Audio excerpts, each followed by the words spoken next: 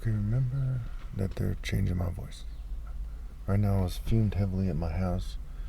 They're doing things in a way to try to make it so I seem, crazy. And today, they left the thing you see on the screen on the counter. And it's some kind of thing for maybe a rod for drapes or something, for a shower curtain or something. And it probably was in my grandmother's belongings. I've never seen it before. And they harassed me a lot yesterday. And, brace yourself, I'm going to say some things that are a little disturbing. They harassed me in a very kind of specific homosexual way, right? Because a lot of the people doing this are gay. And, they go into graphic details about gay acts and so on and so forth. So they put that thing there. And it's very, very sick for them to do that, right? Now, when you think about the European governing class, you think about the Jewish governing class. Again, I'm not racist. These are the facts here. They're kind of gayish. And the reason why that is because Greece and Rome were gayish. LGBT activity was very popular there, and the Romans basically took over Europe. So for hundreds and hundreds of years before Europeans colonized America, right, and there was a lot of Jews with them. In fact, 1 in 10 Roman citizens were said to be Jews.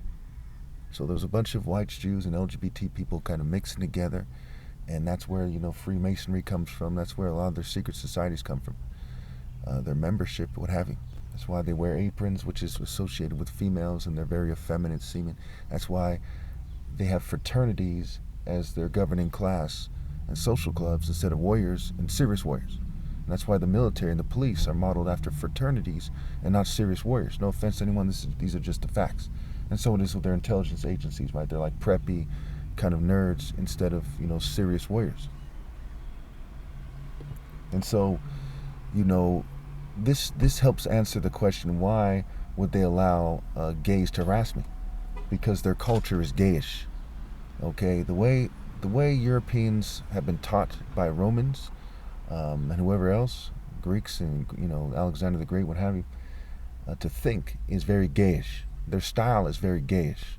Their mannerisms, okay, their design of their houses. Even if you look at cars carefully and vehicles, there's a little bit of gay in it. And when you look at the Enlightenment, there was a bunch of gays and a bunch of scientists. They got together. I mean, look at Voltaire. He was a flaming homosexual. So, Steve Jobs isn't the only person with a lot of money and power, who was gay in Western culture. In fact, we look at Hollywood, we look at the fashion, we look at entertainment, okay? We look at what rappers have been saying, how when people are gays, it opens doors for them, okay? Gays have an inordinate influence over society. Now, in this video, it's not about bashing gays or something, okay? It's about explaining what's going on. At this moment right now, as I'm being fumed, I don't so much care if somebody, at this moment, mind you, is gay or not.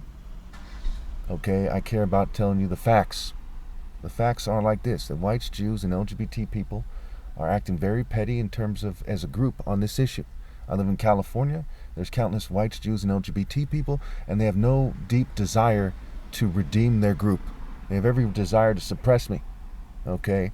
If they had a deep desire as a group to redeem their group instead of persecute Christ, we would see some of them would rally and obey God through me and try to redeem their group. They are not doing that. And they have also trained the other groups to think like them, right? There's a lot of black Freemasons, Hispanics, what have you, Islanders, every race. And you look at corporate culture, social club culture, okay? The police, the military, the Boy Scouts. There's a lot of these cultures that are clearly flat-formed cultures. And they impress upon people to be some kind of punk who conforms. That's why they're sheeple. Sheeple are not like Zulu warriors or something. Sheeple are sheeple. If you compare, the fencing and the guys with wigs and muskets to Zulu warriors, there's a serious gap in masculinity. Now, how much of that is physiology and biology? I don't know. Okay, I have my theories on it. I know that black people naturally are the most masculine, but again, I don't care so much at this point whether someone's masculine or not. I'm just telling you what's going on here. But certainly, a lot of it is cultural. Okay, they've cultivated homosexual mannerisms and ways of thinking.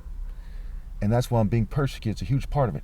Because, when we look at the word sexy, for example, sexy, when you see the person's gender, when you see their masculinity, it's more impressive. And they've done studies, right? It's more appealing.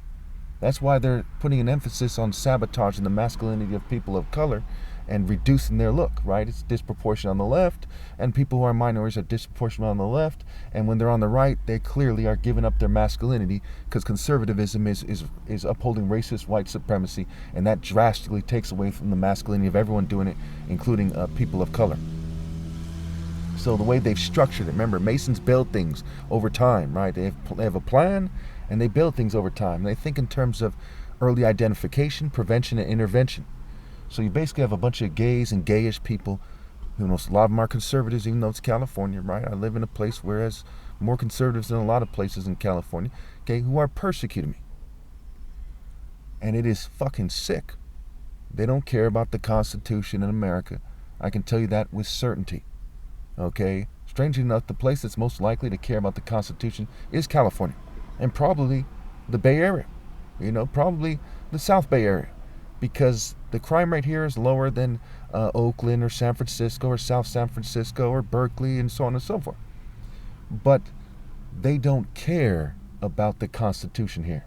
They don't care about treating people fairly. All they care about is following orders and being some kind of frat main punk.